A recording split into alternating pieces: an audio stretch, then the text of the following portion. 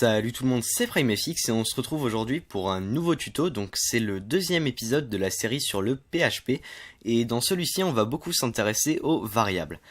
Donc vous avez vu que dans le premier épisode, les prérequis, j'ai vraiment montré comment installer WAMP, comment créer les fichiers et tout ça. Et là j'ai simplement créé un petit fichier .php et je l'ai ouvert avec WAMP, voilà, avec localhost ici comme je vous avais montré.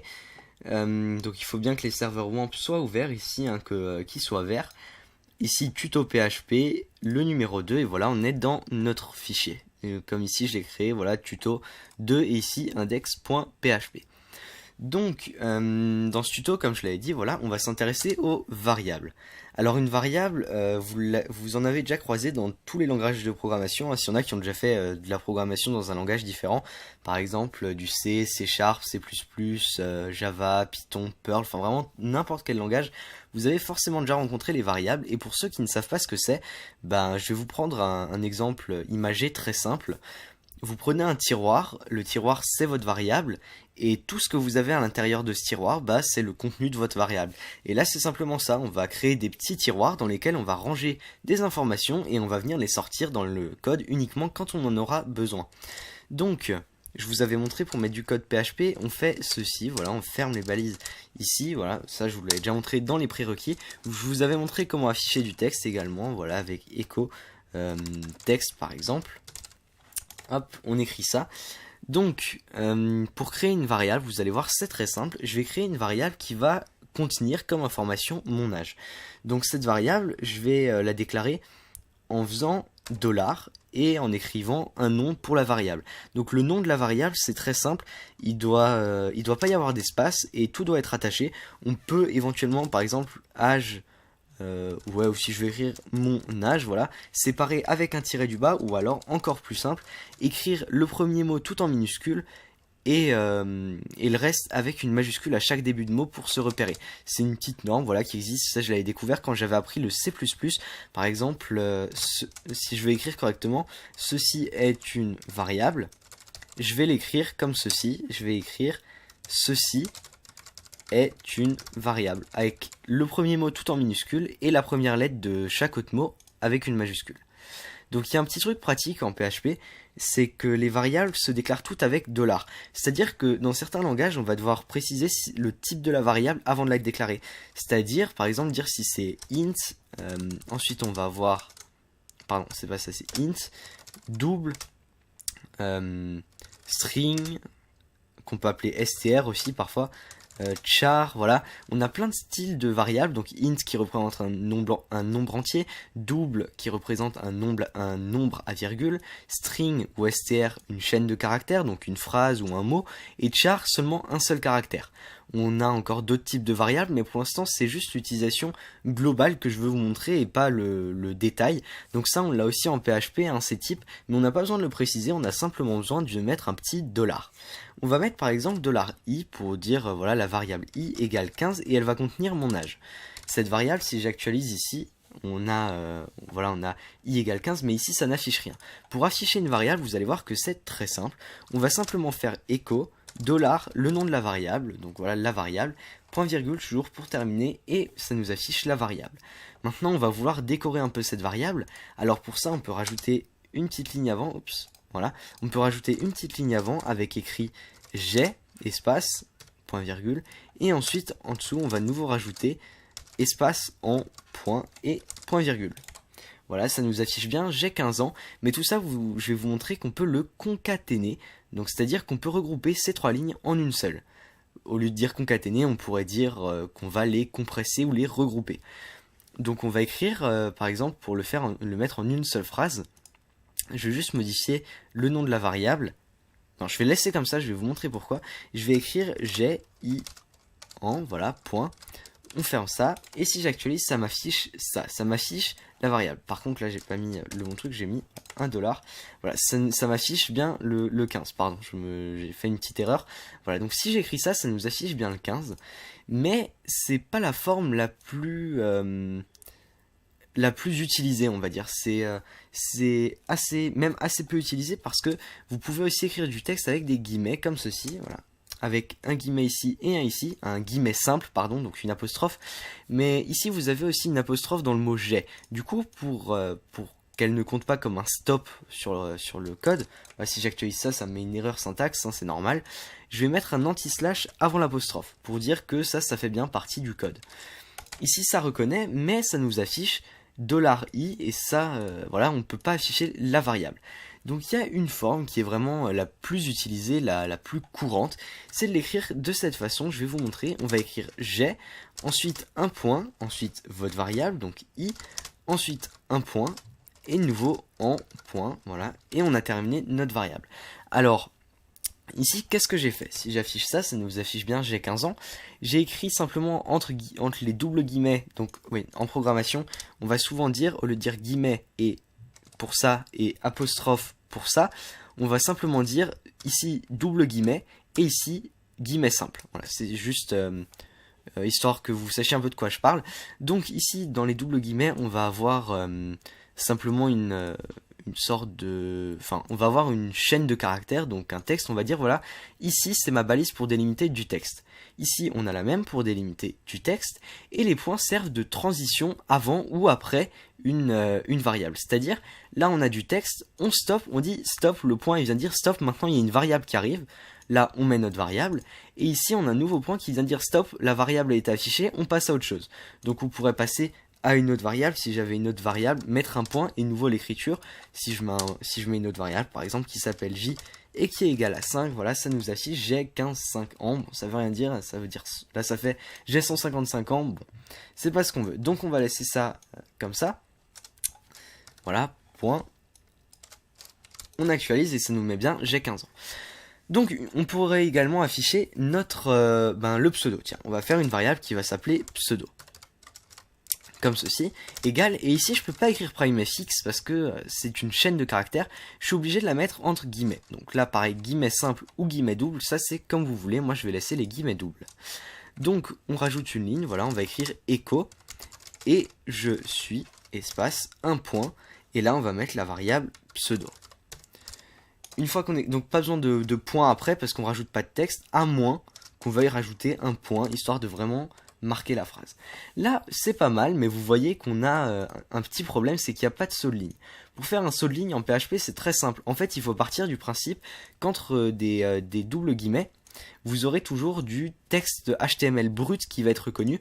C'est-à-dire que si je rajoute une ligne ici, echo, et que je mets un saut de ligne comme en HTML, BR, voilà, et que je mets le point virgule, à ne pas oublier, voilà, je vais vous montrer. Si je mets pas le point virgule, ça nous met une erreur à la ligne 11, on regarde ligne 11, généralement c'est juste avant, voilà, on voit qu'on a oublié le point virgule, on réactualise et ça marche. Voilà, pareil, on peut concaténer cette valeur, donc ce saut de ligne qu'on vient de mettre ici, en l'écrivant par exemple à la fin de cette ligne, si j'écris voilà, BR ici, ça nous affiche la même chose, ou alors en le plaçant au début de la ligne suivante, c'est-à-dire ici, si j'actualise à nouveau, ça nous met la même chose. Voilà, ça c'était un peu pour vous montrer les variables, voilà, comment ça se présente. On peut ensuite faire des opérations sur des variables. Par exemple, je vais en définir plusieurs. On va mettre i égale 20 cette fois-ci, j égale 5, et on va mettre echo. On va demander d'afficher les variables. Donc i égale, ici on va mettre la valeur de i. Ensuite echo, on va sauter une ligne. Hop, br. Alors pour que ce soit plus lisible, au lieu de concaténer les sauts de ligne, c'est parfois utile de les mettre comme ça ça sépare bien votre code, c'est-à-dire au lieu d'avoir décrit ça, j égale et ensuite votre balise, voilà, j qui est ici, enfin votre balise, votre variable, pardon, vous allez mettre ça sur une ligne séparée, histoire que ce soit un peu plus propre, de l'écrire, voilà, de cette façon, voilà, comme ceci. Donc le résultat est le même, mais c'est juste que c'est un peu plus pratique de mettre une ligne pour un saut de ligne, ça reste bien à part. Ensuite, on va écrire, on pourrait écrire, on va créer une nouvelle variable, on va la nommer calcul égale i fois j, donc le fois en tout ce qui est informatique c'est l'étoile, i fois j, donc la variable i fois la variable j, et ensuite on va mettre echo, calcul égale, et ici on va faire apparaître notre variable calcul. Si on la fait apparaître, alors là j'ai fait une petite erreur, syntax error, nanana, expecting. Ok, donc là j'ai fait une erreur quelque part. Alors on va essayer de la trouver. Ça c'est le problème des langages de programmation. Syntax error, calcul égale unexpected. Alors ça nous dit que on a une variable à la ligne 13 qui n'est pas qui n'a pas été définie apparemment. Bon, on va retaper ça. Alors ici jusqu'à la ligne J, on est bon. Ok. Ensuite, on a dit qu'on voulait une variable qui s'appellerait calcul égale I, donc c'est ici I fois J. Et ensuite, echo calcul égale. Et ici, on va faire apparaître notre variable calcul. Je vais faire une erreur quelque part tout à l'heure. Voilà, ici, ça nous l'a fait bien apparaître. On va juste mettre un saut de ligne avant. Je vais juste voir où était mon erreur. Comme ça, ça peut me permettre de voir et de vous dire ce que j'ai fait de mal. Hop, je reviens en arrière un petit peu. Pas trop non plus. Bah écoutez, j'arrive pas à voir où c'est qu'il y a eu un problème. Là, si je remets ça, ça me met nouveau l'erreur. J'arrive pas à voir où c'est qu'il y a eu un problème. Donc du coup, je le verrai peut-être par la suite quand je ferai le montage de la vidéo. Mais là, comme ça, j'arrive pas à voir ça. Je suis désolé. Ah, bah voilà. Excusez-moi. Donc, voilà, le petit truc, bah voilà, tout bête.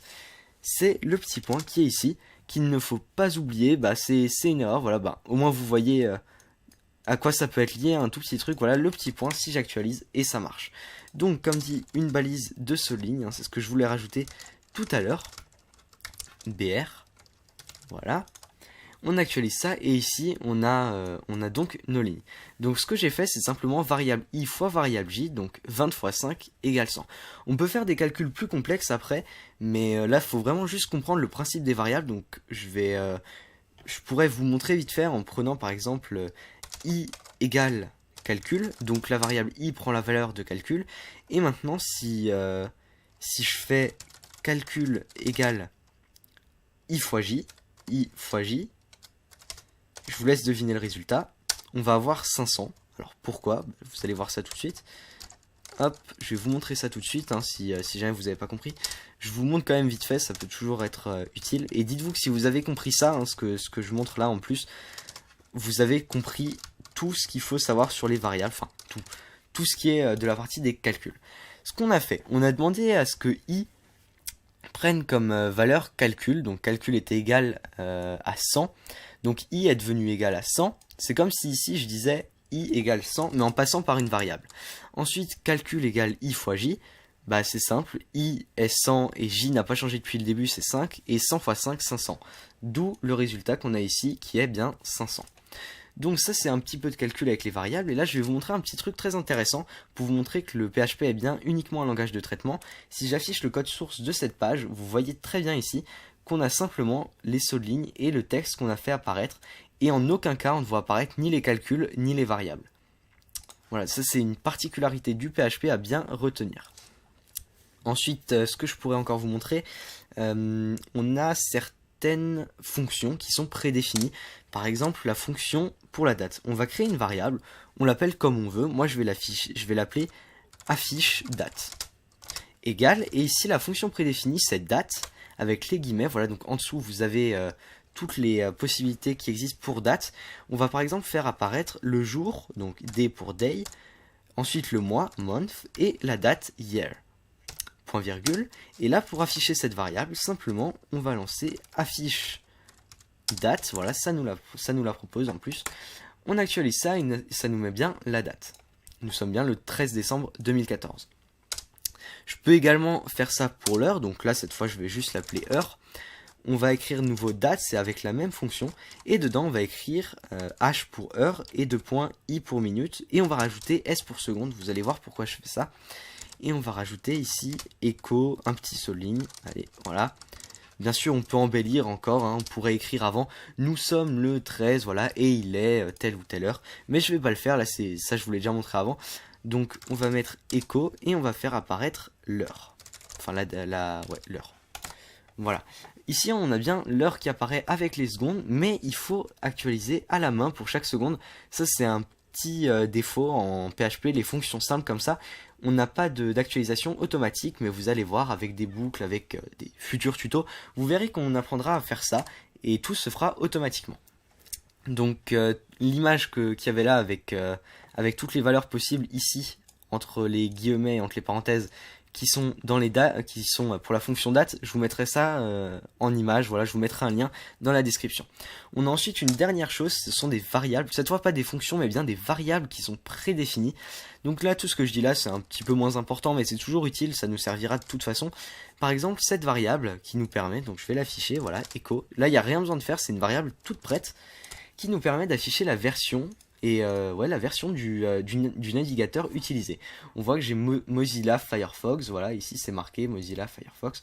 Les versions, voilà, Windows, WoW 64 avec des trucs que je sais pas ce que ça signifie.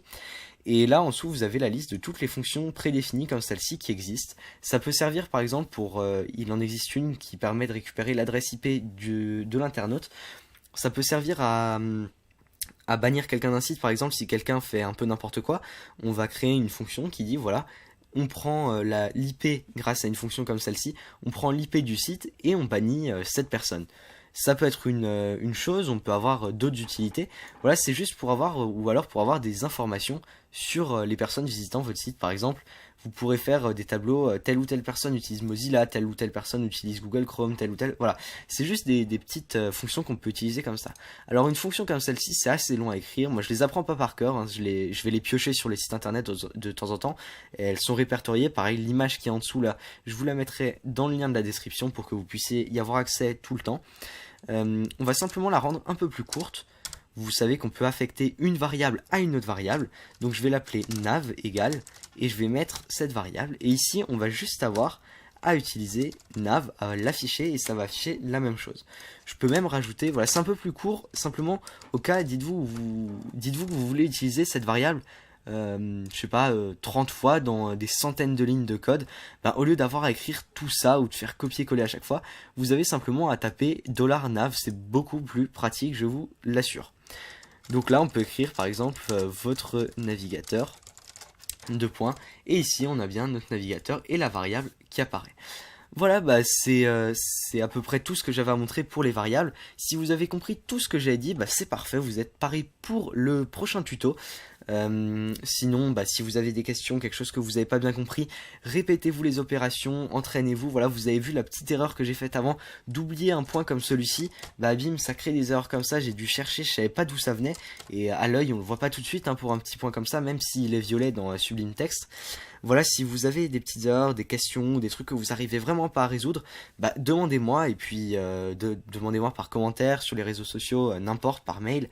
Je vous répondrai bien sûr. Le mieux là ce serait de poser vos questions dans les commentaires de cette vidéo. Comme ça si quelqu'un se pose la même question, il a juste à faire un tour dans l'espace commentaire et peut-être qu'il y trouvera directement réponse.